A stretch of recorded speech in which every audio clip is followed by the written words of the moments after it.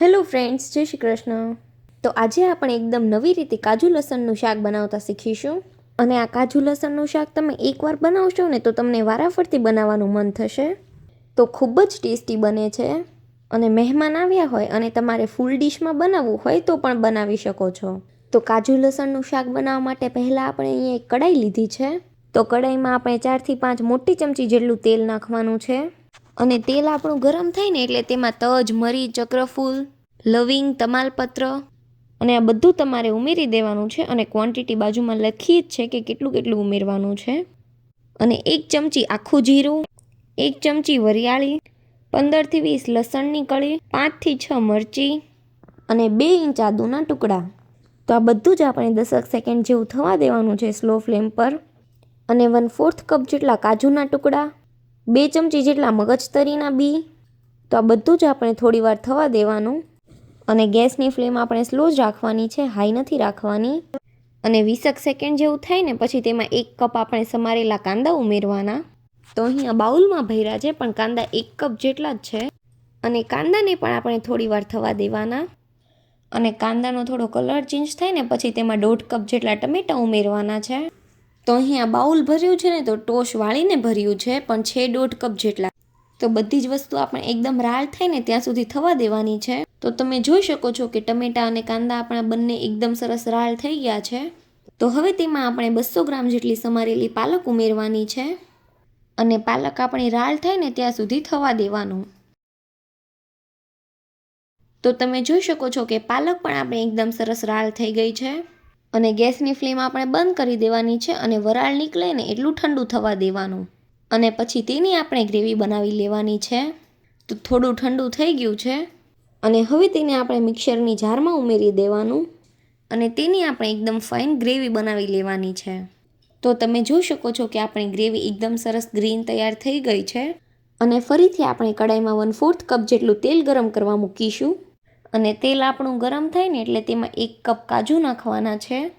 તો કાજુ આપણા light golden કલરના થાય ને ત્યાં સુધી તળી લેવાના છે. તો અહીંયા કાજુ અમે ફાડા લીધા છે, તમારી પાસે જે હોય તે યુઝ કરી શકો છો. અને ગેસની ફ્લેમ સ્લો ટુ મીડિયમ જ રાખવાની અને પછી જ કાજુને તળવાના. અને પછી તમે જોઈ શકો છો કે આપણા કાજુનો કલર ચેન્જ થઈ ગયો છે. અને આ રીતના તળાઈ જાય એટલે તેને ફરીથી બાઉલમાં લઈ લેવાના. તો કડાઈમાં તેલ ઝાઝું છે તો થોડું એવું તેલ કાઢી લેવાનું. તો અહીંયા 2 થી 3 ચમચી જેટલું તેલ કાઢી લીધું છે. અને હવે તેમાં આપણે 3 ચમચી જેટલું માખણ ઉમેરવાનું છે. તો માખણ ઘરનું છે ને એટલે આ રીતના બબલ્સ થાય છે. અને બહારનું માખણ હશે ને તો આ રીતના નહીં થાય. તો હવે માખણ અને ઘી આપણું ગરમ થઈ ગયું છે. તો તેમાં આપણે 1/4 ચમચી જેટલી હિંગ ઉમેરીશું. અને પછી તેમાં આપણે કાંદા ઉમેરી દેવાના છે. તો અહીંયા મેં 1 નંગ કાંદો એકદમ બારીક સમારીને લીધો છે. તો કાંદો આપણો થોડો રાળ થાય ને ત્યાં સુધી થવા દેવાનો.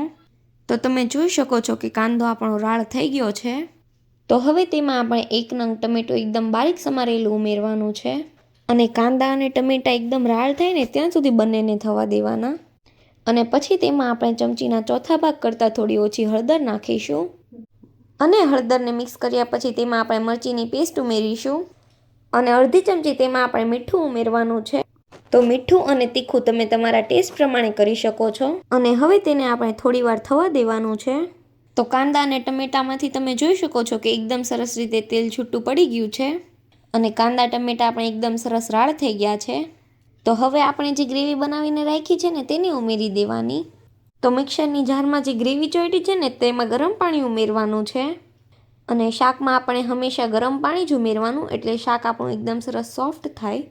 અને ઠંડુ પાણી ઉમેરશો ને તો ગ્રેવી પાછી પડી જાય અને તેને ઉકળતા વાર લાગશે. અને ગરમ પાણીથી આ રીતે ઝાર ધોઈ અને તેને પણ કડાઈમાં ઉમેરી દેવાનું. અને બધું જ મિક્સ કરીને ગ્રેવીને આપણે ઉકળવા દેવાની છે. અને તમારે જેટલી ગ્રેવીની થિકનેસ રાખવી હોય એટલું પાણી ઉમેરવાનું. અને ગ્રેવીને હવે આપણે 5 મિનિટ જેવું થવા દેવાનું છે. અને વચ્ચે વચ્ચે ચમચો ફેરવતો રહેવાનો. અને આ રીતે બબલ્સ થાય અને છાંટા ઉડે તો ગેસની ફ્લેમ સ્લો કરી દેવી અને ઢાંકી દેવું. અને વચ્ચે વચ્ચે ચલાવતું રહેવું એટલે તળિયે ન બેસે. તો તમે જોઈ શકો છો કે આપણી ગ્રેવી એકદમ સરસ ઉકળી ગઈ છે. તો હવે તેમાં આપણે 1 બાઉલ જેટલું લીલું લસણ ઉમેરવાનું છે. અને કપથી માપો તો 1 કપ જેટલું થશે. તો અહીંયા શાકમાં આપણે એકદમ ગ્રીન કલર આવી જ ગયો છે એટલે અહીંયા કોઈ ફૂડ કલર ઉમેરતા નથી. અને આ રીતે ગ્રીન ફૂડ કલર આવે તે તમારે ઉમેરવો હોય તો 1 ચપટી જેટલો ફૂડ કલર લઈ અને પાણી સાથે મિક્સ કરી અને ઉમેરી શકો છો. તો અહીં અમે ફૂડ કલર નથી ઉમેરતા.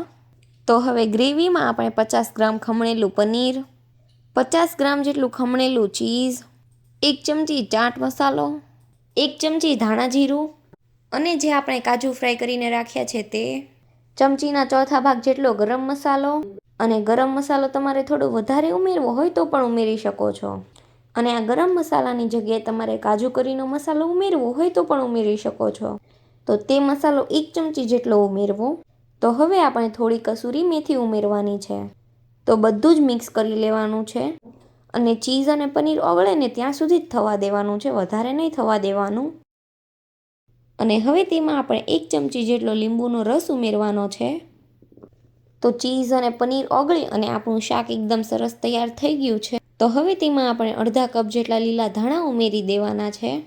તો જુઓ, આ આપણું કાજુ લસણનું શાક તૈયાર થઈ ગયું છે. અને આ શાક થોડું સ્પાઇસી હોય છે, એટલે મરચી તમે તમારા ટેસ્ટ પ્રમાણે ઉમેરજો. અને અમે જે મરચી ઉમેરીને તે ફૂલ તીખી હતી, એટલે અમે ઓછી મરચી ઉમેરી છે. તમે તમારા ટેસ્ટના અકોર્ડિંગ બનાવી શકો છો. તો હવે શાક આપણું રેડી થઈ ગયું છે અને તેને આપણે સર્વ બાઉલમાં લઈ લઈશું. તો આપણું કાજુ લસણનું શાક એકદમ સરસ ટેસ્ટી અને ખાવા માટે રેડી થઈ ગયું છે. તો તેને આપણે પરોઠા સાથે સર્વ કરીશું. અને જો તમારે તેને રોટલી, પૂરી, નાન સાથે કરવું હોય તો પણ કરી શકો છો. તો અહીં અમે પરોઠા સાથે સર્વ કર્યું છે ને તો પણ બહુ ટેસ્ટી લાગે છે અને બાળકોને પણ બહુ જ ભાવે છે. તો તમારી ઘરે મહેમાન આવ્યા હોય ને તો તેમને આ રીતે ફૂલ ડીશમાં આ સબ્જી એડ કરીને આપશો ને તો બહુ જ ટેસ્ટી લાગશે. અને જો તમને અમારા કાજુ લસણના શાકની રેસીપી ગમી હોય તો વિડીયોને લાઇક કરજો, શેર કરજો અને અમારી ચેનલને સબસ્ક્રાઈબ કરી દેજો. Thanks for watching.